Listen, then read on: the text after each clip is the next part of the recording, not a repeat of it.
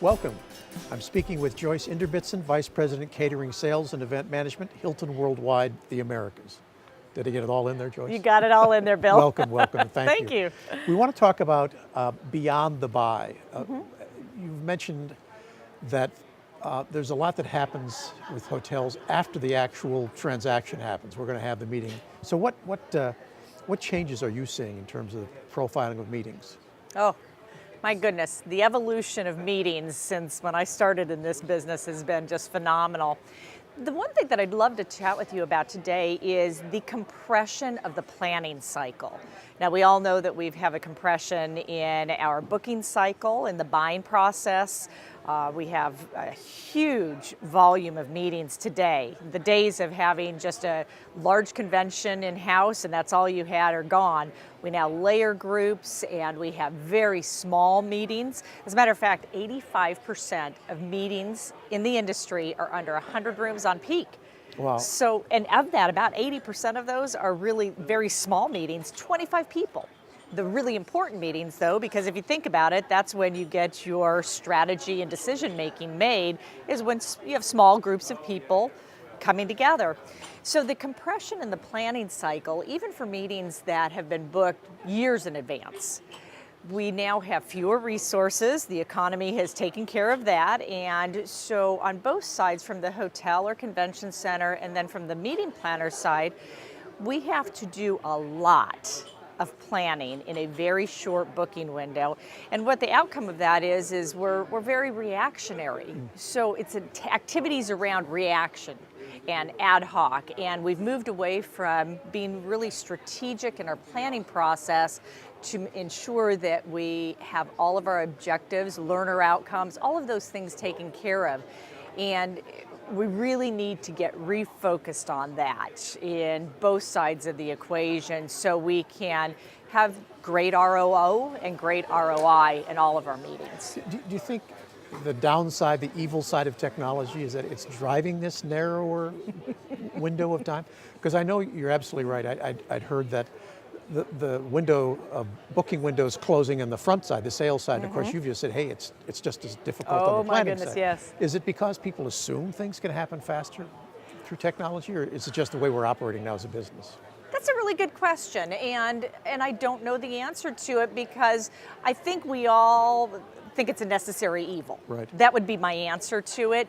And yes, it does speed things up, but what it speeds up is the expectations that I'm going to get back to you now. We all operate in immediate time. In the immediate time, and that's just not the way that human beings work. We need time to process. Right. We need time to bring other stakeholders into it.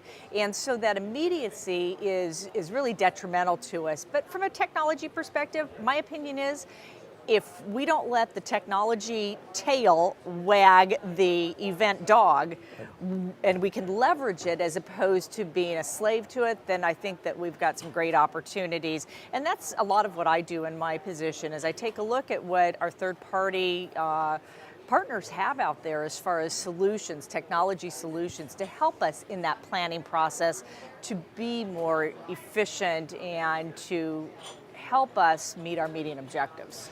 And I don't want to lose the point that you originally made here, because we're talking about beyond the buy. We're Beyond the talking buy. about what really impacts you from the management of the event itself. Yeah. And I know I was stunned when you said the number of small meetings there are. Maybe others know that. I thought that was because we tend to hear about the 5,000 attendee events, but not so much the smaller ones. What are special issues you have to confront with that when you're booking all those smaller meetings? Well, the special issues are the opportunities, whatever you want to put it. Right. It's that compressed booking window. Right. So you have, in our organization, just in the Americas, it equates to about 4 million leads annually.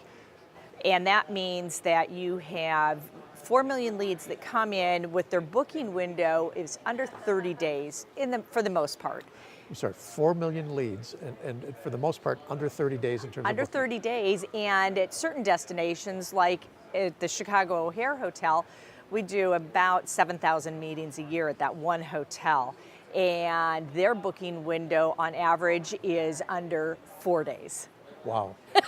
For how many rooms? I mean, That's a is meeting 1,200 room hotel. Oh, Wow. this is small. These are under 25 rooms on peak. They're Wow. very small. Some of them are 2 people, some are 25 people, but the majority are in that 15, 20 person range. Because think about it, when you get together in your organization to talk strategy, it's a very small group of people that are coming together to have a very concise and open conversation, and you have that just in a small meeting room. You don't need a lot of technology. You don't need a lot of anything but a place to have a very formal or informal gathering of people.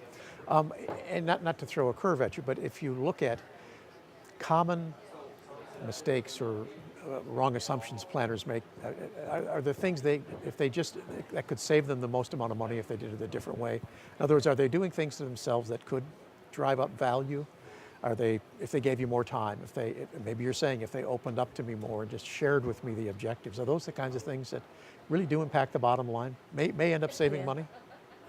Let's see. Well, I could talk first about adding value, because I think that's the most important thing. Right. So if we talk to our planners and we have a conversation, I'll stick to food and beverage because it's what we all like to talk about, and we really have a great conversation about the dietary preferences, not necessarily restrictions, but preferences. And we talk about what sort of networking or what sort of collaboration we're trying to get between the attendees and what the program is. And if we have those big conversations about what we're trying to accomplish, and then we build the solution, we may not ultimately lower the menu price, but we've built a tremendously better experience for the customer, for their attendees, and that's really ultimately what it comes down to. They're measured on the attendees' satisfaction with that meeting, whether it's learning, networking, relaxation, motivation, whatever their objectives are.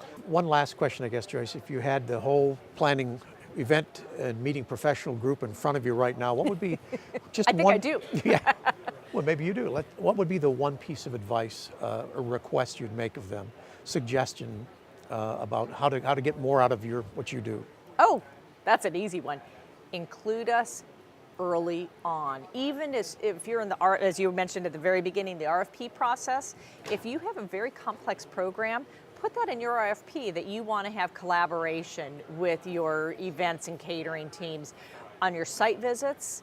Even if you don't have a complex program, that event manager, again, they've done thousands of programs in that hotel, and they know what the best egress is. They know where the lighting problems are.